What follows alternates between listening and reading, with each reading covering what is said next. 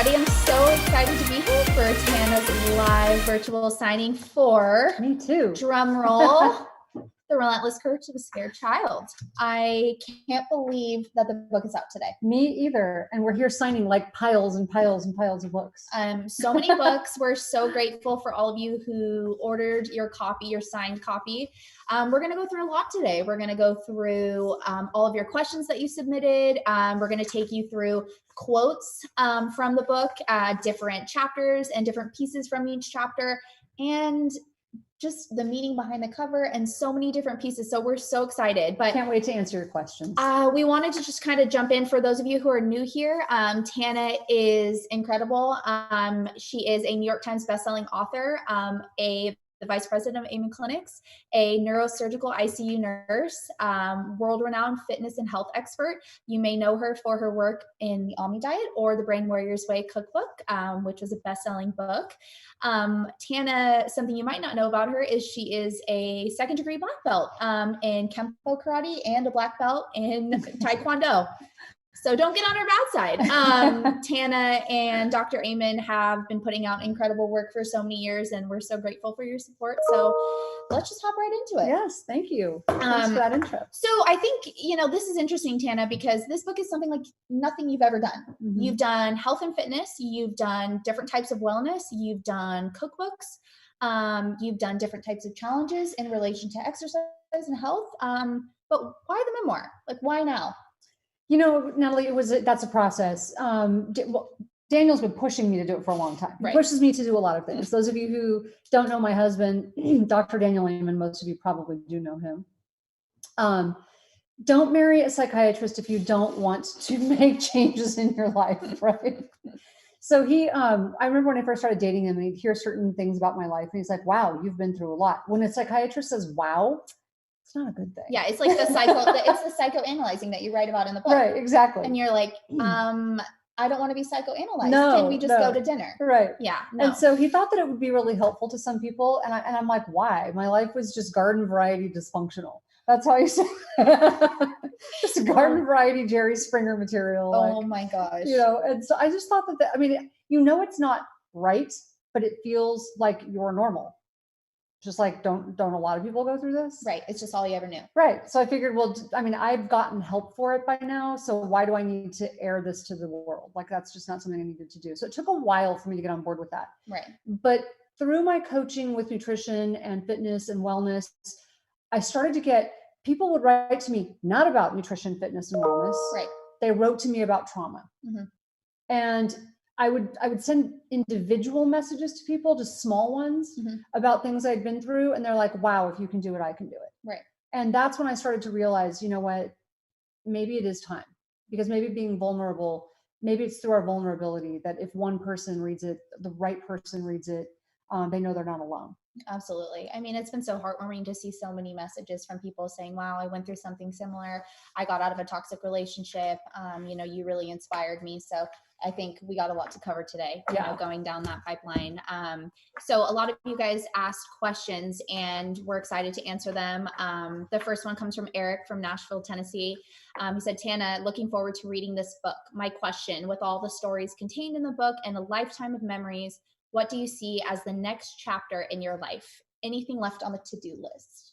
Well, hopefully there's going to be things on the to-do list for many years. I think at this stage, because I never would have anticipated this. Right. So I would never try to anticipate what's coming up, mm-hmm. what God has in store for me, because I think that we are often surprised, right? What's the saying? If you want to see God laugh, make plans, or I don't know, something like that. God laughs in your face or something. Right, whatever. Yeah. So I never would have anticipated this. But I think at the moment, what I have planned is really helping the next generation. So I love being a mother. Of everything I've accomplished, being a mother and a wife is probably my favorite thing. Yeah.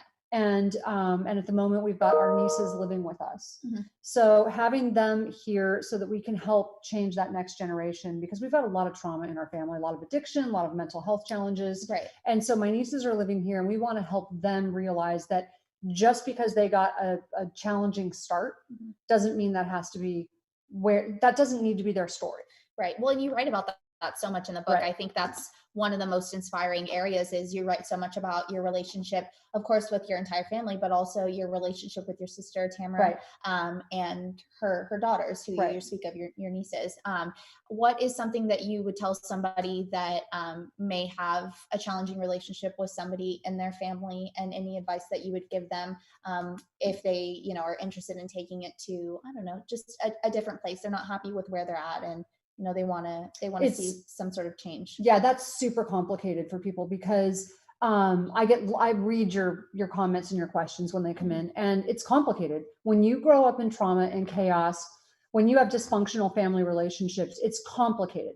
To say that you should or should not reconnect with people is very individual. It's very complicated. Right. So what I would say is what I did.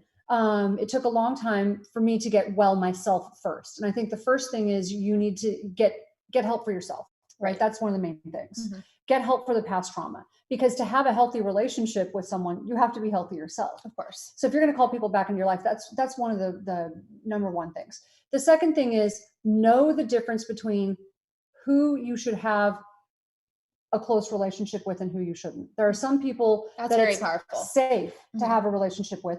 And one of our dear friends and colleagues, Sherry Keffer, who is a psychologist, I love what she said. You can't have a healthy relationship with someone that you don't feel emotionally safe with. Right. So that is one of the number one things. So figure out who you are. Are you now emotionally safe with some of these people? If they were people who abused you, but they haven't changed, are you emotionally safe with that person? Maybe not. Okay. And then for me, finding out, defining my boundaries once I got help, defining what my boundaries are, making sure people know those boundaries, and who can respect them and who cannot. There are just some people I need to love from a distance. I think, well, you talk about that a lot on your Instagram channel, which I think is so important. And we get so many questions from people saying, you know, I'm not comfortable with this. I don't know how to stick up for myself yet. So what are some of the tools that you could maybe give to someone who's just new, starting out, in terms of creating healthy boundaries for themselves? Well, first of all, it's okay. If you don't feel comfortable sticking up for yourself, it's okay to take your time. Right. Number one. You talk about that a lot in the book. Yeah, take your time. Get help. So I think there are, one of my favorite books is Boundaries by Dr. John Townsend. It's a great one. He's a good friend of ours. He's amazing. But there are people who, there are therapists who do nothing but help you learn to take care of yourself, to appreciate yourself well enough, to love yourself enough to know how to draw boundaries. Who are the people that are safe to have in your space? Right. I think that's so important. And just to be able to evaluate where you're at and being okay with, and go slow. Yeah. Go slow, and being okay with, you know, having that conversation with, I'm not comfortable, and recognizing it first and then moving into something. Because some people feel guilty. 100%. And they feel like I need to sacrifice my own safety in order to not being a bad person. Of course. But that's what the only people who don't respect your boundaries, and I love when I heard this, the only people who don't respect your boundaries are people who benefit from you not having them. Oh, yeah. Cool. As a powerful, when I heard that, I was like, a powerful statement. Yes. Oh my goodness. Really helped me. So yeah. That's crazy. Wow. That's I need to remember that for Instagram for us. Okay. So another question from Melissa in North Carolina. Tana, I just want to say you've really helped me a lot with a lot of the things going on in my life. The question I have, it's kind of in relation to what we were talking about with Tamara, is I have a sister and her boyfriend. They have a child together, and they are both on drugs and don't want any help to get off the drugs. They're living in their car. Their son is usually at his grandparents' house. How can I help them get help when they don't want it? So if someone doesn't want help, you may not be able to help them. Right. Okay. The truth is you can't always be more invested. I don't think you can be more invested than someone else is in their own recovery. Right. Sometimes you can, when they're in the most acute phase, help them out more than they are helping themselves. But if they don't become more invested in their recovery than you are, it's probably not going to last. So you can't always, unfortunately, make people choose to change. Believe me, I have more experience with this than I wish I had. This is way more personal to me than I wish it was. Right. There's a reason my nieces are living with me. I've spent a lot of time trying to help people in my family. Some people I now love from a distance. Yeah. I love you and I will miss you. I pray for you. But there's just some people who can't respect those boundaries. Right. There are other people who I've tried to help who they just aren't invested enough. They're not ready. Right. And sadly, sometimes the disease wins. That's the hardest thing to accept. The hardest thing to accept is when you don't want it to be that way. Right. but it's not your choice. Yeah, I think a lot of families, can relate to that statement. Is like when you want someone to get help and they're not ready to get it, but what can you do from your perspective? So the next best thing for me was doing what we were doing. Mhm. It's helping change the next generation. Mhm. It's helping these kids realize that you don't need to make the same choices, Right. that your life can be radically different. Just because you were dealt this hand does not mean that that's the hand you need to keep. Yeah. You get to trade in your cards. Yeah, no, that's a part. You talk about trading talk about that a little bit more. Talking about trading your cards in, and because the way that you grew up, I mean, positioned you for a place in life that is vastly different from where you are now. Um, any advice that you could give to anybody just that might be in a situation that they're not happy with? Maybe it's a relationship that they're in, maybe it's their family that they're not happy with, and any advice to kind of regain control where maybe they don't have it in their life. So my favorite word is responsibility. Oh yeah.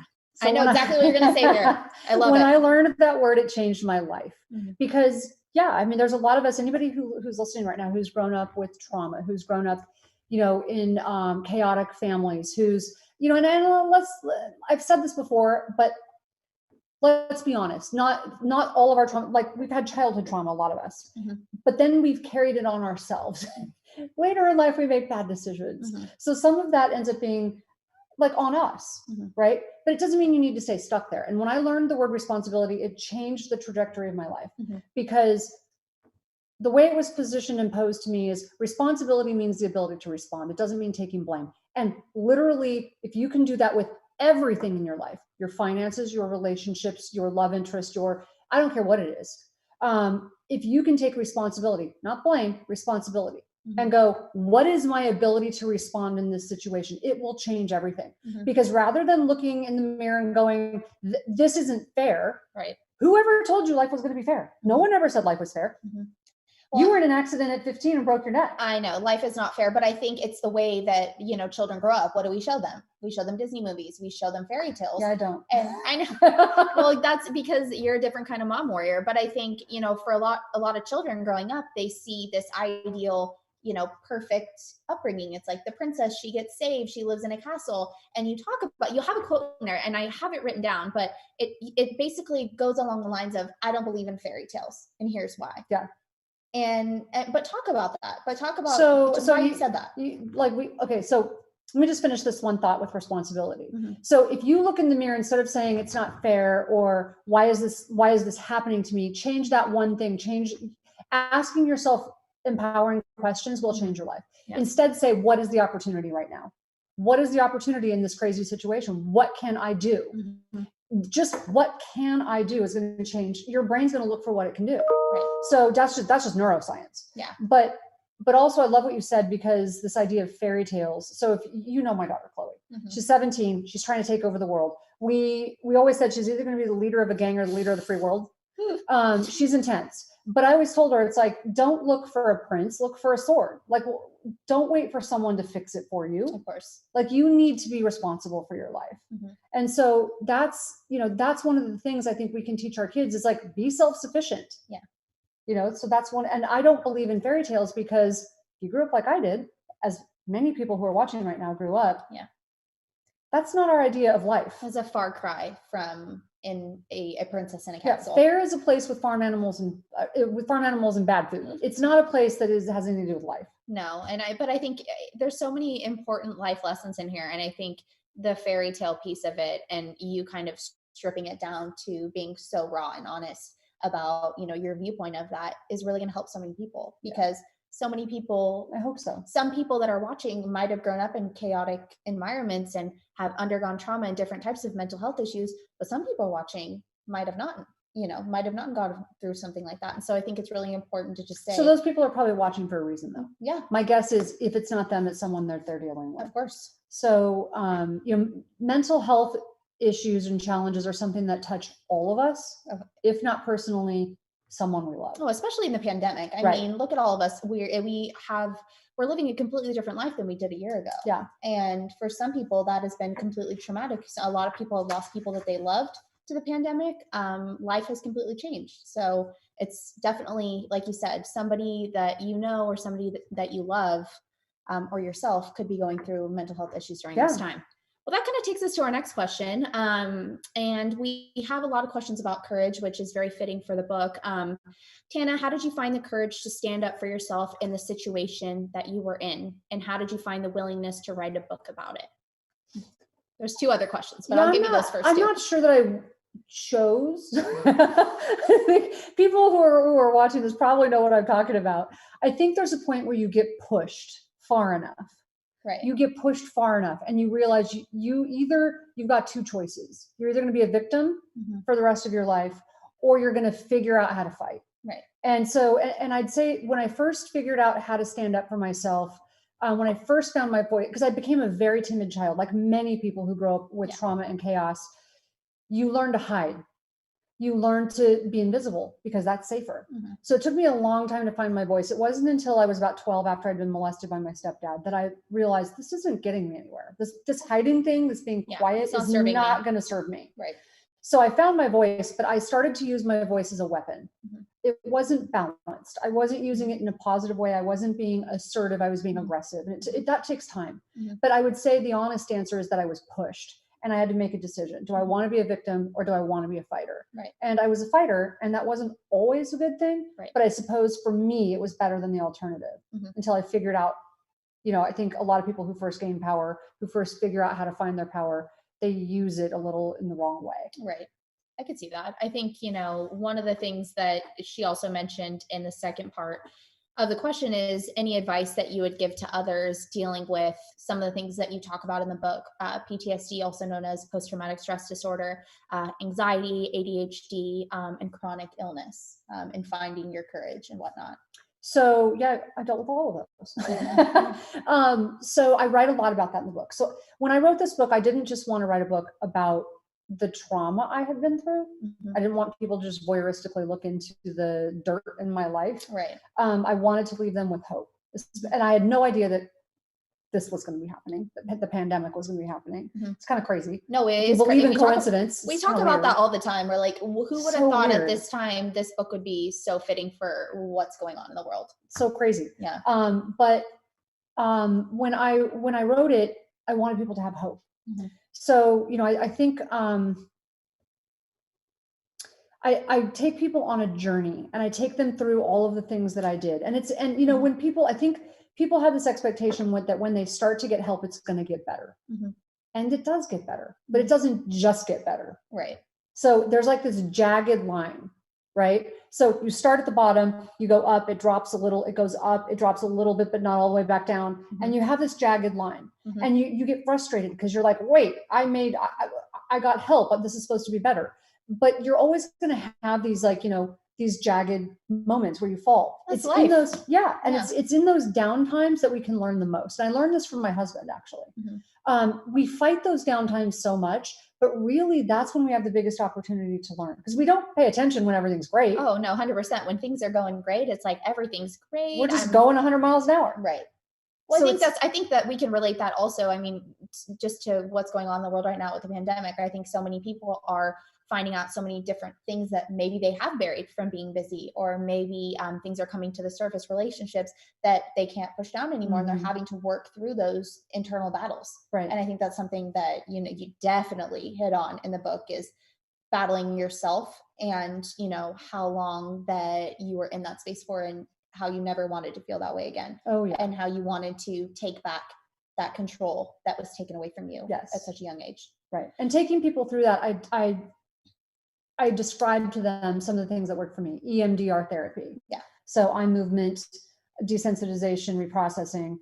That was really powerful for me. Yeah. Cognitive therapy. I mean, I take them through all of the different things that I've been through. My spiritual journey. So, which I know for everybody is different. But I take them through the things that were for me the most helpful. Yeah. But you also talk a lot about, your battle with the big guy upstairs. Oh yeah. And the heat. It was messy. It was messy in the heated conversations. I fought with him.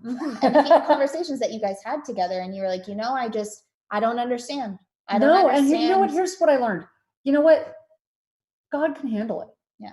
It's not like he doesn't know what we're thinking, number one. And number two, it's like, we all think we can't have these like we can't argue with God. You think God can't handle what you have to say? Yeah. Like he's seen it, girlfriend. He knows.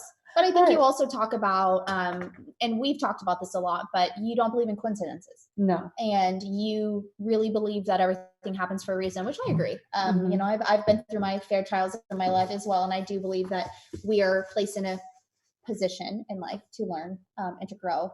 And I want to know, because I'm sure a lot of people that are getting the book out, which is out today, they're going to be able to see and read. But the most challenging part of writing this book, and I kind of know the answer because I think we talked about it, but in one sentence, the most challenging, I don't know. So the most challenging thing was revisiting some of the past trauma that I'd already gotten help for. It's like I've dealt with this. And so why am I going back to this? Right. And why do I need to go back? Like rewriting it it's not that I felt re-traumatized. I really didn't. I really had done the work, but it's still not pretty. I mean, people who, you know, when I think of a Nazi concentration camp survivor, it's not like they want to go back to Auschwitz for a camping trip, right? It's like, what? We survived, right? Why do I need to go back to the scene of the crime? I don't need to do that. Right. But when I kept the purpose in mind, like, why am I doing this? The reason I'm doing this is because there's hope that maybe someone out there who's struggling right now, that someone's right now where I was. Maybe they'll be able to relate to this somehow. Oh yeah. But there were moments where it was like, oh, there's one scene that took me, I think 3 weeks. It's 2 paragraphs long. It took me 3 weeks to write it because I had to write it, rewrite it, because there's just some things that are yucky. And this is the family-friendly version of this book. Oh yeah, no, we talk a lot about that. There's some really raw pieces in there. Some pieces that I can't imagine going through as a woman, but I also can't imagine sharing with the world. Yeah. And I think there's something so liberating about being able to, first of all, survive what you've been through, but also to be able to share it with others and be like, I got through this. I know you can. So that's a really interesting thing that you brought up. It's very liberating. So I was really nervous at first about like, oh my gosh, what am I doing? Like, why am I putting all of this like really like ugly past out there? Yes, there's the hope, there's the healing, but am I really doing the right thing? Like, people are going to criticize this for sure. You're always going to have critics. So it's like, if people criticize your lifestyle advice, all right, they don't agree with you. Big deal, right? Yeah. But when they actually criticize like really raw, vulnerable moments in your life, it's very different. Oh my gosh. Yeah. So at first I was like, what am I doing? Like, this is why I don't need this. Yeah. My life is good. I don't need this. Yeah. Like, I don't need to do this. Right. But here's the thing. I practice martial arts. So I have a passion for martial arts. She practices martial arts. She's a double black belt. I mean, I practice martial arts. I can't. Okay, go on. And I learned something though, when I was getting ready for my black belt, I mean, when you're on your journey towards your black belt, and I wasn't even planning on getting a black belt. I was just doing it because I loved it. Yeah. But when I was on that journey, I learned something. This is a very valuable lesson. And I love metaphors. I just think metaphors are really important. But I learned something so important to me. My fear of pain was so much worse than the pain itself. Oh, my fear of being hit was so much worse than when I actually got hit. I mean, not that getting hit was fun. Yeah. But yeah. But my fear of it was 10 times worse than it was when I had 2 broken ribs. I mean, I had a broken rib, 2 broken bones in my foot. I mean, I've been hurt. Yeah, you've been through it. But it wasn't nearly as bad as I thought it was going to be. Yeah. It wasn't as scary as I thought it was. Isn't it crazy what we do, what we bake up in our head for so many years? We make it so much worse. We make it so much worse. But sometimes, I mean, when people read this book, there are things that are horrible.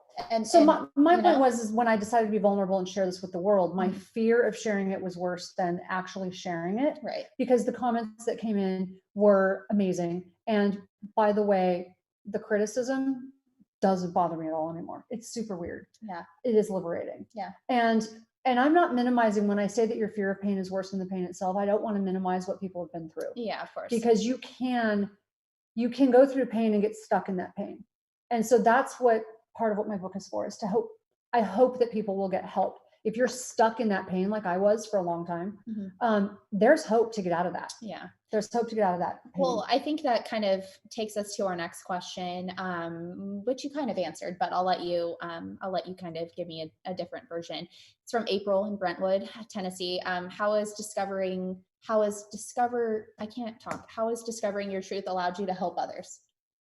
Which you kind of answered, but yeah, I think the getting over the fear of vulnerability, getting over the fear that people are going to criticize you. When you get over that, it's really powerful. Yeah. It's how many things would we do in life if fear didn't stop us? Oh my God. I mean, we're all going to have the fear. list goes on and on. Right. And we're all going to have fear, mm-hmm. but there's a difference between being fearful and having fear and doing it anyways. Right. You know what I'm saying? No, totally. So, like letting fear paralyze you. So getting over that fear is, I mean, to anybody listening, just being able to get help just with that will change your life. Yeah, I agree completely. This is kind of segmenting to a different area of your life, but this is from Tara in Seattle. What are some of your beauty secrets? Oh dear. We've been trying to get her. We've talked about this. We've been trying to get her to do a video on her skincare. Do you know why routine. I don't? Because it's so basic. I know, but we love basic. It's like cleanser and moisturizer, and then twice a year I use like Retin-A.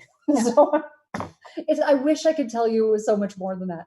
And I do have I was an esthetician. Mm-hmm. So while I was working my way through nursing school, I worked doing like medical grade skincare. Yeah. So I know so much about skincare that I know that most of it is like not really what it claims to be. And because of that, I tend to keep a pretty basic, routine. Yeah. Well, we love the honesty. This one's from Logan in Dallas, Texas. Oh, let me just finish up with that one. Yeah. Nutrition. Mm-hmm. Hydration, nutrition. Sleep.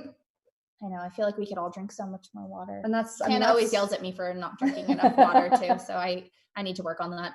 This one's from Logan in Dallas, Texas. What do you find most interesting about the human brain? How resilient it is. Mm-hmm. It's amazing to me. Yeah. Yes, you can get stuck in trauma, but the fact that I see people who have been through way worse than I have been through. Yeah. And they accomplish these amazing things in life. This pain to purpose, this resilience, the ability to bounce back it's just astounding to me. I think a lot of people can relate to that. I know for me, as somebody who had a catastrophic injury as a child, I think I'd always use that mentality as like, oh, there's always somebody out there that has it worse than me, or there will always be somebody out there who will be looking at my situation and think, oh, she has it all together, or I want to be more like her. But I think that's really hard when you're going through it and you're like, I don't want to be who I am. I don't want to be in this position. I want to change and I can't change where I'm at. I think, Natalie, so I'm going to digress. I'm going to divert the attention to you for 1 second. No. Yes, because you are actually one of my heroes. Like, honestly, I hired you. I'm taking credit for that. Yeah. My husband stole you. I hired you. Yes. Because when I met you, you can always train someone for aptitude, but attitude is a whole different thing. Oh yeah. And when you wheeled yourself into my office, I was like, how is she going to be my social media person? Mm-hmm. Like I was in my head, I'm like, how is she going to do it? But I do believe, and I believe this with my whole heart, I hate the word disability. Yeah. I like other abled. Oh yeah. Much better. Oh yeah. And you just pulled out your little laptop and you showed me she broke her neck when she was 15. Mm-hmm. So she's quadriplegic, broke her neck. They told her she'd never walk. She'd never use her hands. Never be independent, never try, never go to college, blah, blah, blah. Yeah. You are intense. Like you are intensely, fiercely like an advocate for yourself. It had to be. As somebody, you can absolutely relate to this, but when you go through something traumatic at a young age, and the only thing that you can control is, your attitude, your mindset. When everything gets taken away from you, you become your best advocate. And it's not something that, you want to do at 15 years old. You didn't want to have to, go through what you went through, but at the same time, what a blessing it is to gain a mindset and an advocacy for yourself so young, and going into adulthood and going into a career, going into school, into relationships that no, this is what I am okay with. This is what I can do. This is what I can't do. But you focus on what you can do. Oh, 100%. You accomplish more than multiple people at your job. No, I'm not joking. So I'm not just saying that because it's you. So I hired you. Sometimes I had to have a talk with you about tone it down a little, because you have to let other people help you. Oh yeah.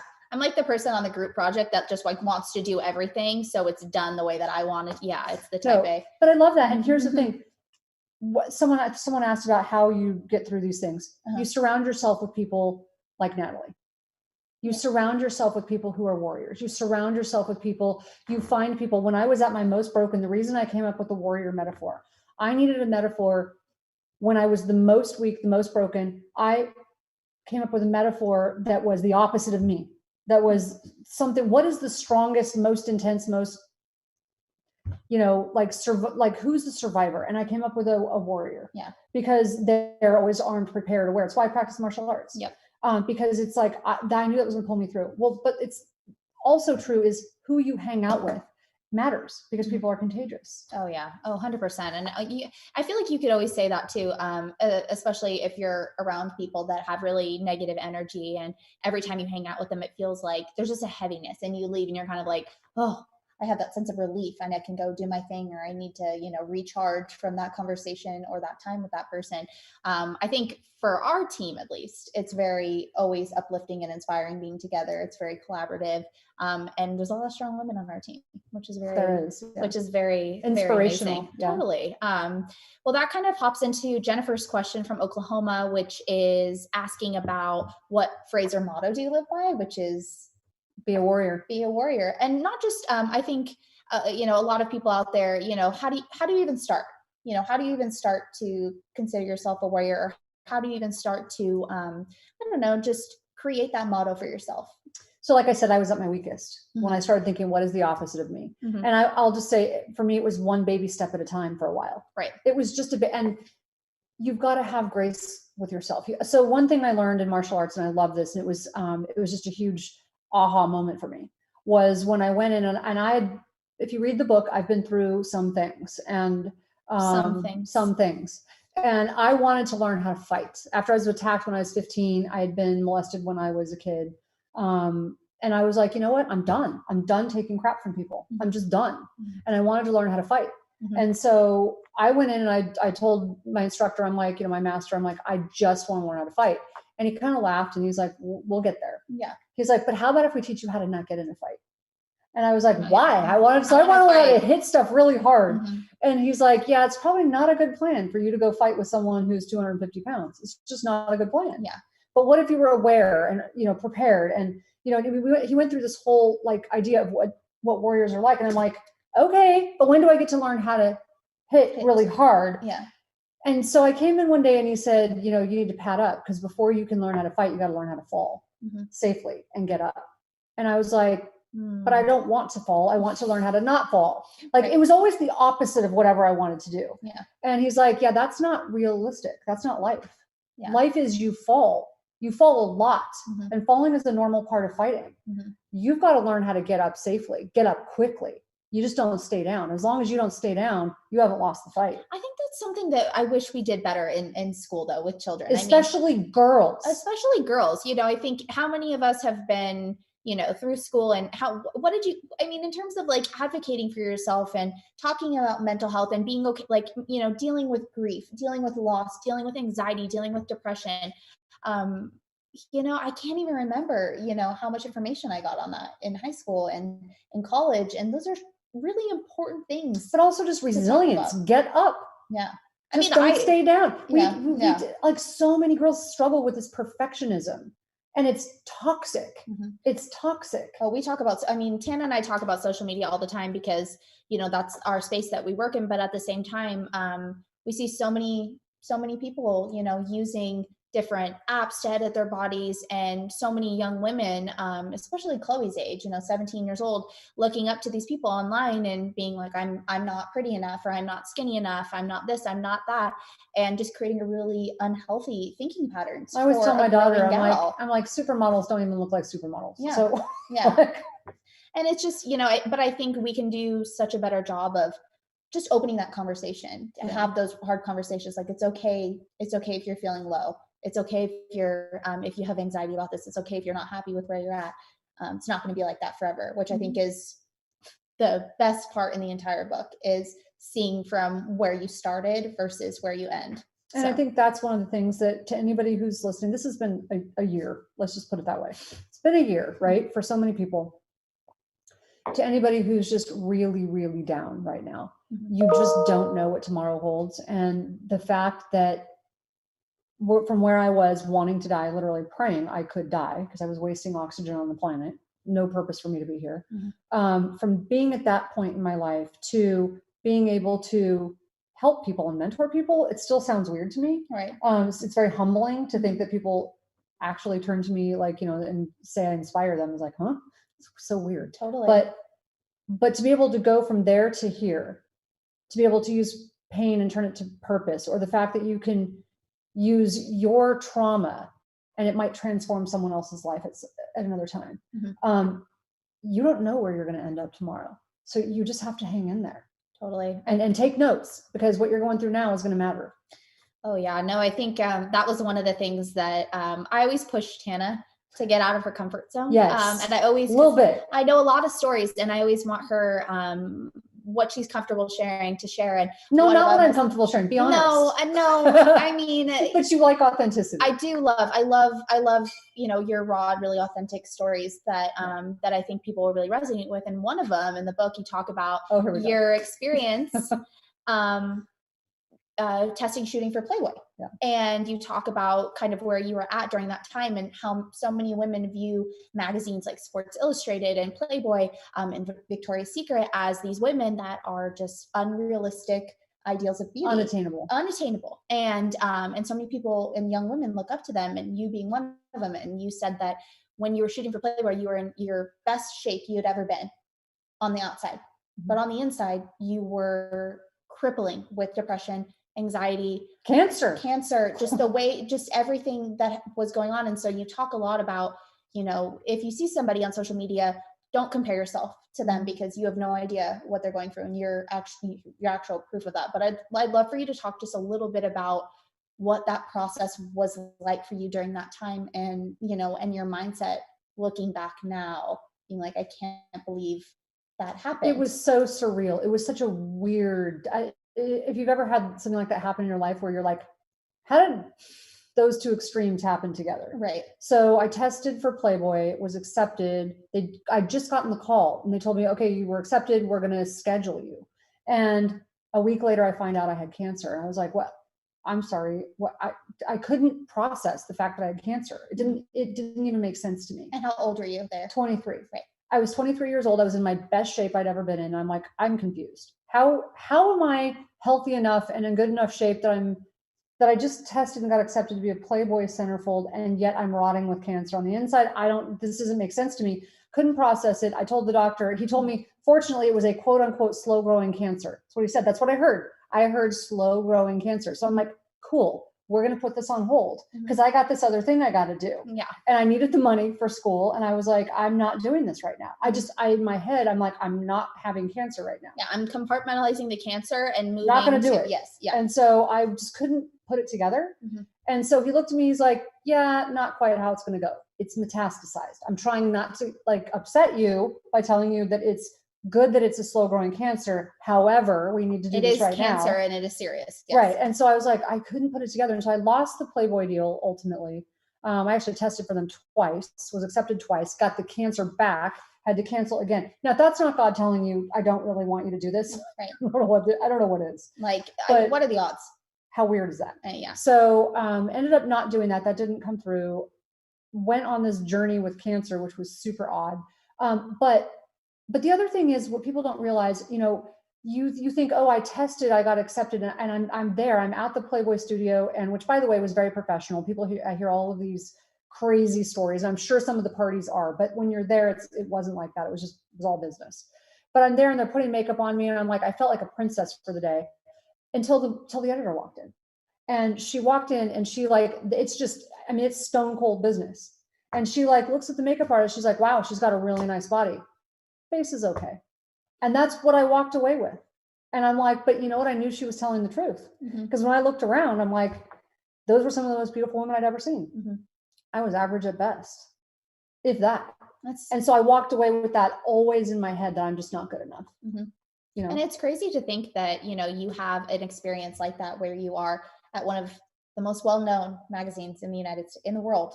and you have a situation like that, and how long do you keep that thought or that comment for decades, because Mhm. I remember what she said. She said, face is okay, but with makeup, we can work with it. That's what she said. And so in my mind, with makeup, we can work with it. Mhm. And that's what I took away, was I need makeup, hair, that's what Done I up. need. Yeah. But I think so many women can relate to that. I mean, how many times we were just talking about this as a group, but we were saying, how many times have you gone out and not have any makeup on and have someone be Someone like, says, "Oh, are you okay? you look tired. Are you sick today? Are you tired? You're not feeling well?" It's like, I'm sorry, I woke up a little bit late, put my yoga pants on, Right. and here we are. And then here's the thing. It's okay if you like getting made up because it makes you feel put together. Because I mean, if you're doing business and you feel like you took the time to put yourself together, and people are attracted to people who are attractive, right? That's all good. The question is, do you feel as good about yourself when you That's don't? a big question. Yes. Do you still love yourself when you are just you? Right. Can you just put down the shield? And I couldn't for a long time. Yeah, that's a really interesting viewpoint. I think this takes us into a different question, in a different route, but this is from Janine. We talked a little bit in the beginning about you're most well known for your cookbooks, health and wellness, your recipes, your brain health, all that good stuff. So is there any more plans for more cookbooks in the future? So I'm not going to say never. I actually thought about it even with this book, because the thing that no one taught me, I suffered silently with an eating disorder. I had cancer. I was chronically sick as a kid, always on antibiotics, in and out of the hospital all the time. I've had 10 medical surgeries. The one thing no one ever taught me was the power of food and exercise and supplements. No one ever taught me that. I went on that journey to save myself, to heal myself. Oh, but just think about it. I'm going to go back to my school example. No one teaches you a lot about mental health. And how many classes did you have about eating for your brain? None. Or, None. your supplement, those conversations didn't happen. And I talk about that in the book. And so I actually have thought, I wonder if there's a connection there. I'm not sure yet. Right. So never say never. Okay. Well, that leads into our next question from Lauren from Grand Rapids, Michigan. Do diets work? I'm sure you've heard the phrase diets don't work, but I always find myself wanting to try the latest and greatest. So I think diets work. I think that the first three letters of the word diet are die, D-I-E. Mm-hmm. So I'm not a fan of, now if you're just using the word diet as a term that means how I eat, that's different. My diet consists of whatever. That's very different. Then I'm going to try this new fad diet. I don't like fad diets. Talk about that. Like, what's an example of a fad diet? So, I was one of those people who tried every extreme of fad diet. I was a vegan. Juicing. I was a caveman. I just did it all. Yeah. Right. I did keto. I did like all these different things because I was trying to find the holy grail of food. Right. Rather than at Amon Clinics, what we do is we actually test the individual. Some people are really healthy on a vegan diet if they just supplement right. Some people absolutely not healthy on a vegan diet. Mm-hmm. I wasn't. If you're just looking at health for health reasons strictly, not for ethical reasons, I don't have a dog in that fight. Mm-hmm. So if you want to be a vegan, we're going to help you be the healthiest vegan you can be. Right. This is how it goes. Yeah. But we're going to test you.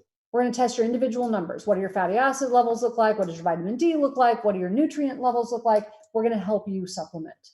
So some people do better. We find that most people in general, it's better like with a heavily plant-based diet, small amounts of high quality protein. Mm-hmm. Not everybody.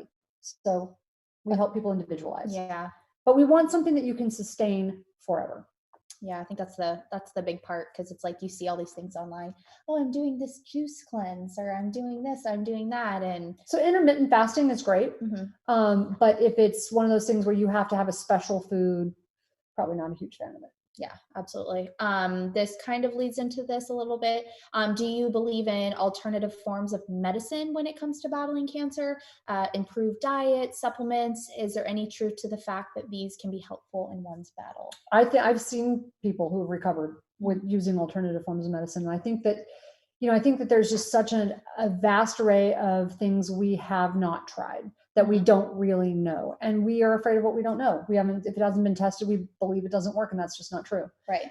So I know people who have, gone away to other countries and done, the whole, I'm just going to do green juices, and it worked for them. Right. I also know other people who did it and it didn't work for them. So I think it's more individual. I honestly think part of it has to do with your mindset. Mm-hmm. So, but I do believe that it plays a huge part in what we in our recovery. Is there any, I mean, I know you can't really recommend, I don't know, everyone is so different, like you just mentioned. It's not a one size fits all in terms of supplements and diet, but are there any supplements that you do recommend that for people that are just starting out? So yeah, we should probably do something just on supplements because I could go on and on and on. Yeah. So I usually say my 5 go-tos for pretty much everybody: multivitamin, fish oil, really important, vitamin D, probiotic. That's for, what was the other one? Fish oil, multivitamin, vitamin D, probiotic. Okay, let's start with those 4. There's another one, and I'll think of it in a second. But anyway, so we've got basics that pretty much everybody needs just to mind the gap. Yeah. Right. So just minding the gap. Beyond that, what we believe in is testing. The fifth one, the obvious one, is whatever supplement is good for like boosting your brain. Right. So if you are someone who's very spontaneous, you want something that helps to boost concentration. If you are someone who is very anxious, you want something to help calm you. Right. So, but we would test you again at Amon Clinics. We want to test you to find out, what do you need? Do you need ferritin? Are you anemic? Yeah. Are you low iron? All that stuff. Yeah. So, I mean, I take a whole bunch of supplements. That's because I know my profile. Right. Yeah. So when people ask me my personal profile, they want to know what I take. I'm like, I'm not actually going to give you mine because I don't want you copying me. Right. Because what I take actually might not be good for you. Yeah, no, totally. That makes sense. This is a more COVID related question from Chris, but how has your family been holding up during quarantine? And I think you could maybe. We've had a lot of people get it. Yeah. Not in my house, but around us. Right. Dr. Amen lost his father. My mother-in-law had it. My father-in-law had it. My father-in-law, he had underlying conditions. He ended up recovering from COVID, but because he was weak, his heart, I think, took a beating, and he ended up dying about 2 months later. So it was really sad.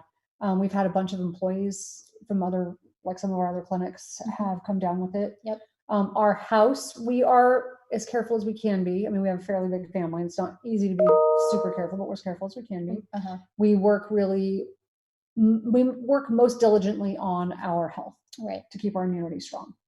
I think it's always fun coming over here and watching everybody operate the work from home life. Yeah. You talk about Dr. Amen, and can you tell the audience what he does when he works from home? Because he really he walks the walk in terms of brain health. He literally walks the walk. He literally walks the walk. He does laps up and down my house and all around my house. While he's doing his meetings, he's talking and walking by everybody's doors. What does that do to the girls? Drives the teenagers insane, because he does this at like 7:30 in the morning. Yeah. So he's walking up and down and the dog follows him. Yeah. So the dog follows him. When the weather is bad, he doesn't go outside. When the weather's bad, he stays inside. Walks up and down the halls with the dog. And the dog is like clicking his nails on the wood floor. He's getting his steps in. Honestly, we respect that. That's super fun. It always makes me laugh when I come over and I see him doing his laps. Super funny. But we've got our green drinks and our tea and our supplements, and he's funny. Another quarantine COVID related question from Heather in Los Angeles. What are you most looking forward to when quarantine COVID is over? Being able to travel. Yeah, just not having all the restrictions. Here's the funny thing. I have discovered that I actually like being at home, and I actually don't like how busy I was. I didn't realize how busy I was before all of this. I think a lot of people can relate to that. They're like, wow, I was really busy, running around like a chicken cutoff. Right. And so I discovered that I like being home with my family, but I don't like being told I have to be home with my family. I think a lot of people can relate to that. And this is just kind of a fun question, but your favorite place that you've ever traveled to? Oh, Italy, bar none. Italy, and also Carmel, right here in California. Yeah, it's gorgeous. 2 places. Gorgeous. Yeah. Okay, well, this is our last question from our live signing portal. Hi, Tana, big fan and super excited to get my signed copy. I want to know what the inspiration behind the book was. We kind of hit on that, but if you want to just maybe give it in like a sentence. So, I mean, obviously it's about my life, but the inspiration was because Daniel had been pushing me for a long time, but I was like, no, I mean, number one, my daughter wasn't old enough. And I was like, she's got to be old enough to understand some of this content, even though it's the family friendly version. Right. You can read between the lines. It's written in a way for you to read between the lines and realize it's pretty gritty. And there's a lot of stuff not even in there and it's gritty. But I was at an event with him, a John Maxwell event. He got a big award, and he was surrounded by all these people, which is common. I'm used to it. Mhm. So he's got all these people around him and they want to talk to him and get their books signed and whatever. Yeah. And I was off to the side waiting for him. And so this woman comes up to me and she's from Nigeria and she starts talking to me and she was so sweet. And she said, "Oh, I was hoping you'd be here." I thought she meant you as in like us as a couple. Right. And so I'm like, "Oh yeah, no, Daniel's right there if you want to go over and talk to him or get a picture taken with him." And so she's like, "No, you." Mm-hmm. And I was like, "Me?" And so she said, "Yeah, no, I follow everything that you've said, everything that you've written, like your podcast, like I follow you." And she starts crying. And she said, "I pray every day that God will do for my life what he's done for your life." Oh my God, I can't cry. I love that. At this point, I had the deal on the table with Thomas Nelson, wasn't sure I wanted to do it. And so I was like, Wow. Not sure I want to actually go down this road. And she said, "I pray every day that God will do for my life what he's done for yours, because if you can do it, I can do it." I thought, I've not even really shared with people. Oh yeah, you were like cutting this was like surface. Yeah, scraping the surface. I mean, so you really lay it all out in there. Maybe that's why God, allows us to go through some of these challenges, is so that we can at some point help someone else. Wow. And that's when it hit me. Wow, that's such a great story. I love that. Okay, so we're gonna we need you to sign our copies. I know I haven't signed much. We've been talking away and she's signed a couple, but she needs to sign some more. But I promise I will catch up on the signing. Yes, she will. So we're gonna go through certain chapters and some of my favorite quotes and Tana's favorite quotes. There's some really hard ones to read. Yes. And I can imagine really hard ones to write. So we're just gonna jump right into it. This is probably, I think, one of the most influential quotes that I read going through your book, because I think so many women that have either been molested, been sexually assaulted, gone through something extremely traumatic, can really understand and relate to this quote. But it says, "After protecting me and telling me I can always be honest, my mother had unwittingly taken away my voice with 3 words. Tana, be polite. I would spend the next 20 years trying to find my voice again. And when I did, I would wield it as a double-edged sword. On one edge, it contained the truth I needed to advocate for myself. On the other, it held the power to destroy anyone who hurt me. Unconsciously, I'd claim a new motto. If you think you're in danger, fight. Be a bitch, sorry for the language, if you have to. And if you're wrong, apologize later. But never, ever let anyone take away your voice." And that is, mic drop. We're not taught that as children. And I think for so many people that go through something traumatic, we bottle. Yeah. And we're not comfortable sharing. So many girls are just told, they're taught to be polite, they're taught to be quiet, sweet, to be kind, to be all these things, but we're not taught to advocate for ourselves. And my mom is tough.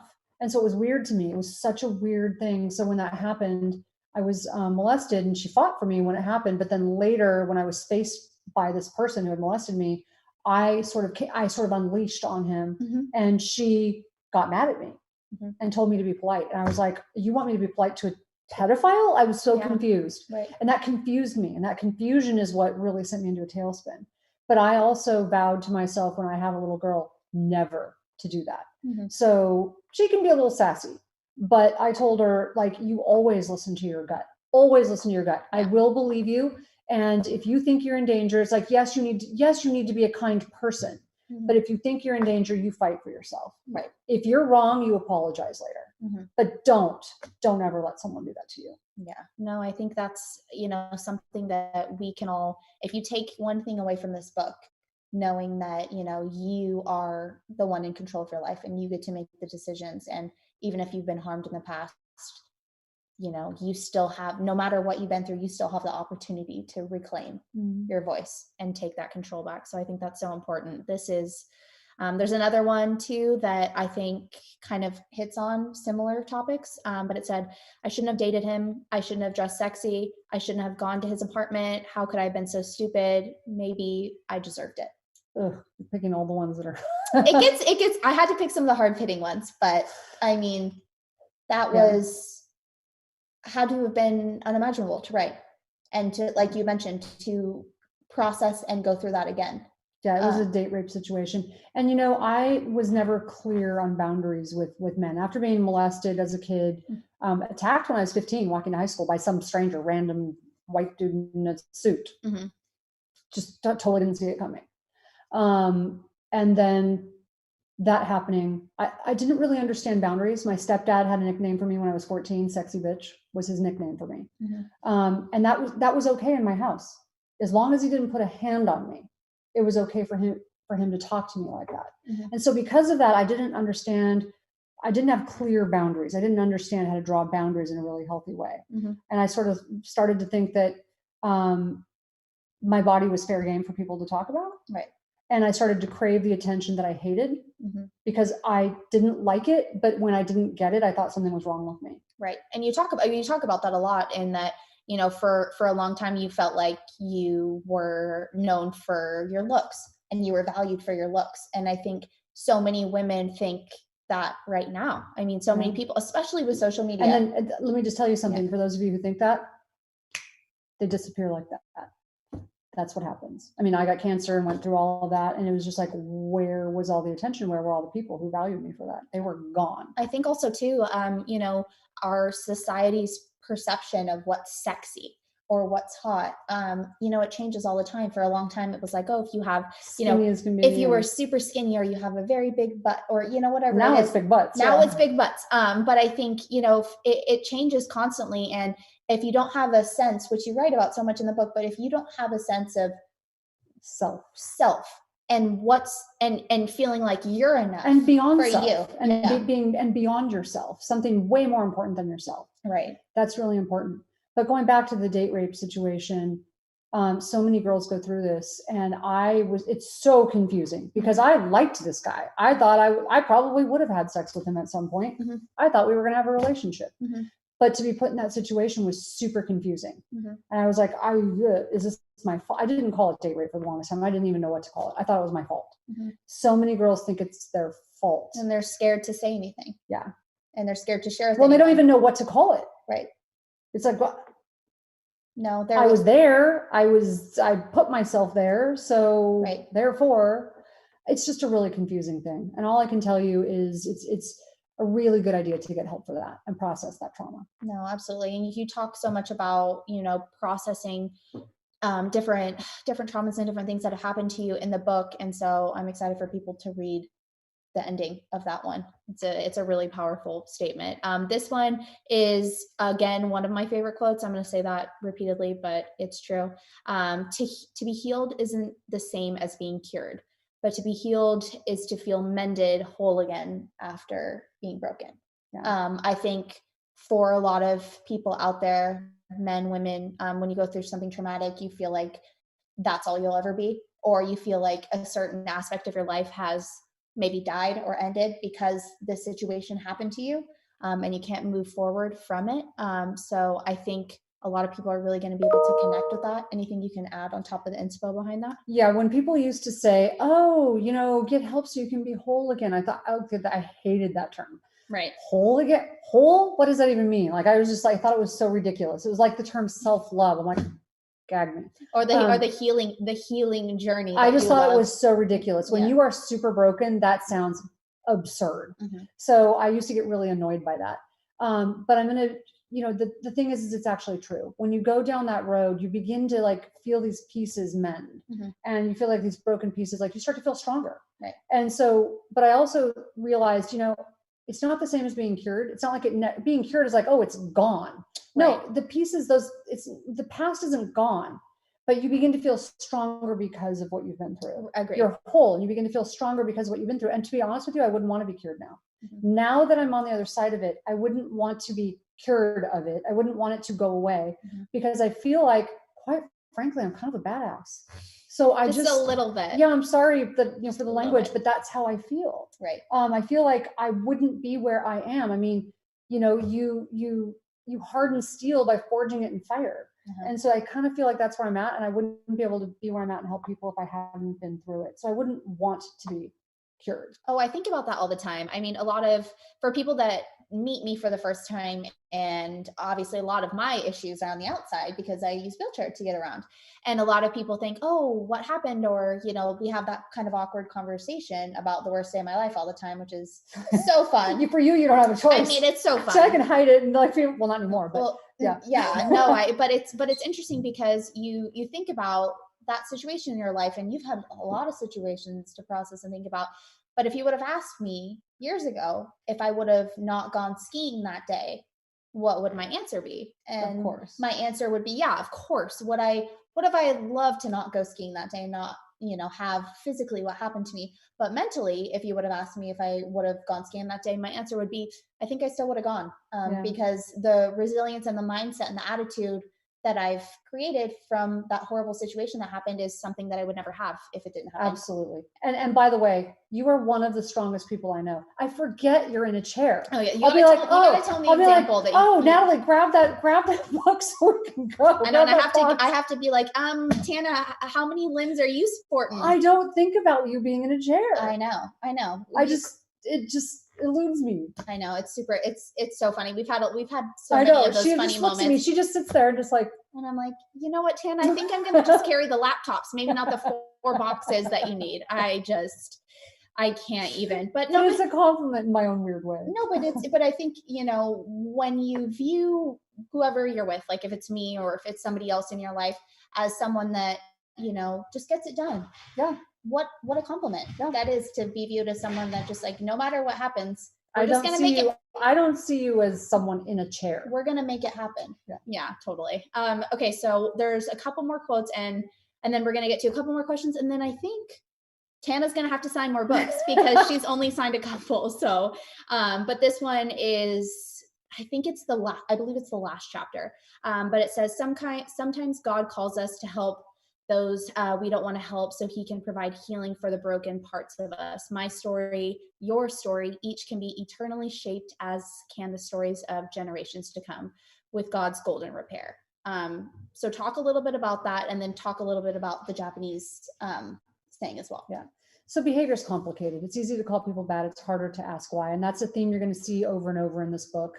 It wasn't just about my healing. It was about me being able to recognize that the people in my life who had hurt me, the people in my life who annoyed the heck out of me from my family, right? They all have stories and their behavior is complicated. And I see someone coming down the stairs. Okay. So we're going to have a guest. Hello.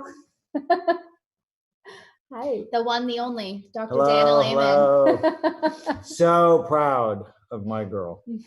I love you. So proud. This is a great book. You're getting a signed copy. You are a lucky person. Thank you, honey. And with that. And with that. But I think this quote, like you said, it just takes you, I don't know, it takes you to a different spot of your story. Yeah. So it really helps you. For me, it was over and over again. I felt God calling me to help people I didn't want to help. I disconnected from them. And it's like, why do I need to help them? They weren't there to help me, not my monkey, not my circus. Like, I don't need to do this. Oh my gosh, how many people can relate to that though? Right. It's like, your drama does not constitute an emergency on my part. Your repetitive drama. But there are times when it does. It does. There are times when I had to get involved. Like, the ickiness that I felt inside from not getting involved, I knew I had to. So I did. And I ended up realizing that I almost gave up the healing. So God called me to help those people, but I was the one that got the healing out of it. Oh, isn't that powerful? And so, yeah, they got the help, I got the healing. And so, and it leads me, like, my favorite art form is a Japanese art form called kintsugi, and it's where they take broken pottery. And rather than throwing it away, these Japanese artists started mending it with gold and platinum. So they mend the pieces with gold and platinum. And they think that the pottery they don't think it is, it becomes far more valuable because of the breaks. So it's more valuable because of the broken pieces and the stories that each one of those breaks has to tell, the history behind each one of them. Right. So I take away from that we are not valuable in spite of those breaks. We are valuable because of them. And so I actually keep my dad's ashes in a kintsugi urn, because my dad and I did not have a good relationship, but he's one of the people in my book along my journey that I was able to heal, do a lot of healing with by pulling him back into my life. And so God healed me by taking care of him. Wow. Yeah, no, that was one of the, I'm not a very emotional person, but one of the pieces in your book, amongst a lot of them, was a story about your dad and what you shared about your relationship together, but also the way that his life ended when he passed away. In my arms. In your arms. And one of the things that you never got as a child was that constant support and love. And that was something that he got to leave with. Yeah. And a moment that you guys got to share together. And I'm so excited for people to read that, because it just shows, a lot of what you go through, it could bring you back together in a lot of ways. And it heals you. Yes. Yeah. Forgiveness isn't always about them. Sometimes it's hard for us to think that people deserve our forgiveness, but the bigger question is, do you deserve it? Do you deserve to forgive them? Because when you don't forgive them, it's you that's hurt, not them. I mean, we could do a whole series on that, and forgiveness and whatnot. But I think that's a really nice theme throughout your book, and so many different relationships for you. Okay, sounds good. I think one of the things that we will kind of wrap with is, it's safe to say that 2020 has been like a really challenging year. Talked about that this whole hour. Is there anything that you would want to share with some of our followers in terms of staying maybe mentally strong in 2021, and any advice you can offer them? Mindset. Obviously, mindset is so important. So meditation and prayer, super important. But I think of it like the four circles, which are biology. What are you doing with your body to protect yourself? Psychology, what are you doing with your mind to discipline your thoughts? Your social circle, who are you hanging out with? Because it matters, because people are contagious. Oh yeah. And your spiritual circle, what gives your life meaning and purpose? And those four circles are like tires on a car. If one of them goes flat, the car will drive for a little while, but then it's going to crash eventually. Exactly. So you got to be filling up those four tires on a daily basis. Oh my goodness. Well, we covered a lot of good stuff today. I think for those of you who watched, thank you so much. Thank you. We wanted to let you know, if you want a signed copy of Tana's book, Relentless Courage of Scared Child, you can go to premiercollectibles.com/relentless. And it's also available on Amazon as well. We're so grateful that you spent this hour with us, and I just can't believe that it's out to the world. I know. It's so exciting. It's so exciting. But if you haven't gotten your copy, go get your copy. Relentless Courage by Tana Amen. Thanks, everybody. Thank you.